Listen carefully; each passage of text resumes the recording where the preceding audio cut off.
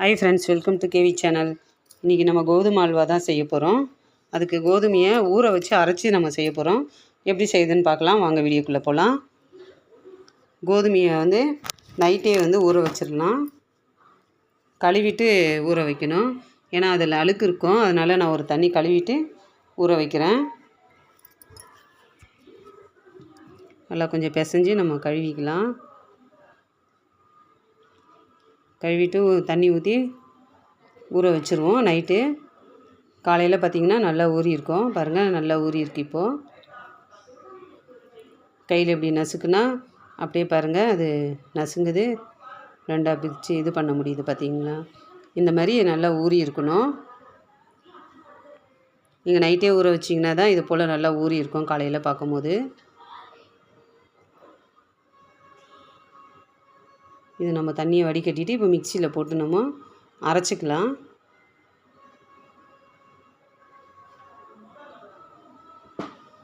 நான் 2 பாதியாக போட்டு அரைச்சிக்கிறேன். நல்லா அரைச்சிட்டு அந்த பாலை மட்டும் நம்ம வடிகட்டி எடுத்துக்கலாம்.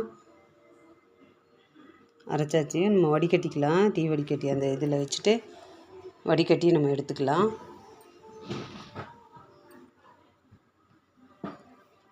ஒரு ஸ்பூனை வச்சு நம்ம நல்லா இது பண்ணி விட்டோம்னா அது நல்லா அந்த திப்பியெல்லாம் அதுலேயே நின்றுடும். அழகாக அந்த பால் மட்டும் நம்மளுக்கு வடிஞ்சிரும்.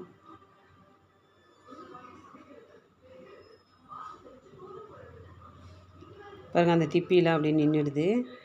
இது போல் வடிகட்டிக்கலாம். வடிகட்டி எடுத்தாச்சு. இப்போது இது போல் பாலை நல்லா நீங்கள் வடிகட்டி எடுத்துக்கோங்க. இப்போ அடுப்பில் நம்ம கடாயை வச்சுட்டு எண்ணெயை ஊற்றிக்கலாம்.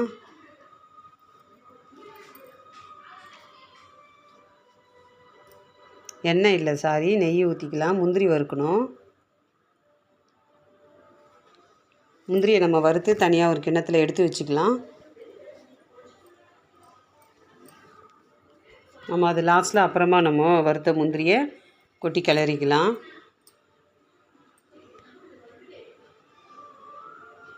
ரொம்ப ரோஸ்ட் ஆக வேண்டாம், இது போதுமானதாக இருக்கும். இப்போ நம்ம அந்த பாலை அப்படியே அந்த நெய்யிலேயே கொட்டி கிளறலாம். இது அடுப்பு பார்த்திங்கன்னா கொஞ்சம் நல்ல கம்மியான தீயில் தான் வைக்கணும். ரொம்ப சிம்மிலையும் வேண்டாம், கொஞ்சம் மீடியமான இதுக்கும் கொஞ்சம் கம்மியாகவே வச்சுக்கலாம். ஏன்னா இது அடியில் அப்படியே உங்களுக்கு பிடிச்சிக்கும், கோதுமை மாவு தானே, அப்படியே ஒட்டிக்கும். அதனால் கொஞ்சம் சிம்மில் வச்சுட்டு நல்லா நம்ம விடாமல் கிளறிட்டே இருக்கணும். அப்போ தான் கட்டி ஆகாமல் இதுவாக வரும். இது பாருங்கள், நல்லா பதமாக நல்லாவே வந்துருச்சு. இப்போ நம்ம சர்க்கரையை போட்டுக்கலாம். கொஞ்சம் நெய் விட்டு அப்பப்போ கொஞ்சம் கொஞ்சம் நெய் சேர்த்து நம்ம கிளறிக்கணும்.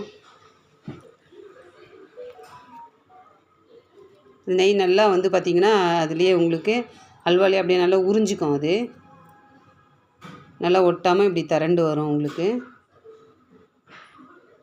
நீங்கள் ஆயில் வேணும்னா கூட போட்டு ஊற்றிக்கலாம். அது கூட கொஞ்சம் நெய், கொஞ்சம் எண்ணெய் கொஞ்சமும் ஊற்றிக்கலாம். நான் நெய் மட்டும்தான் போட்டிருக்கேன். 2 கப்பு சர்க்கரை போட்டிருக்கேன்.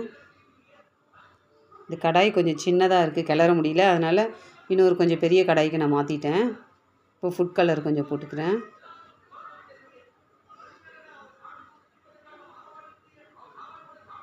நீங்கள் வேணும்னா போட்டுக்கலாம் ஃபுட் கலரு, இல்லை வேண்டான்னா கூட விட்டுடலாம். மறுபடியும் நெய் கொஞ்சம் போட்டு நம்ம நல்லா கிளறிக்கலாம். நல்லா திரண்டு நல்லா வரும் உங்களுக்கு.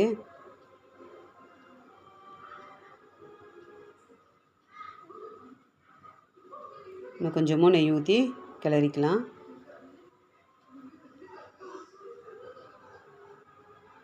நல்லா ஒட்டாமல் நல்லா வரும்.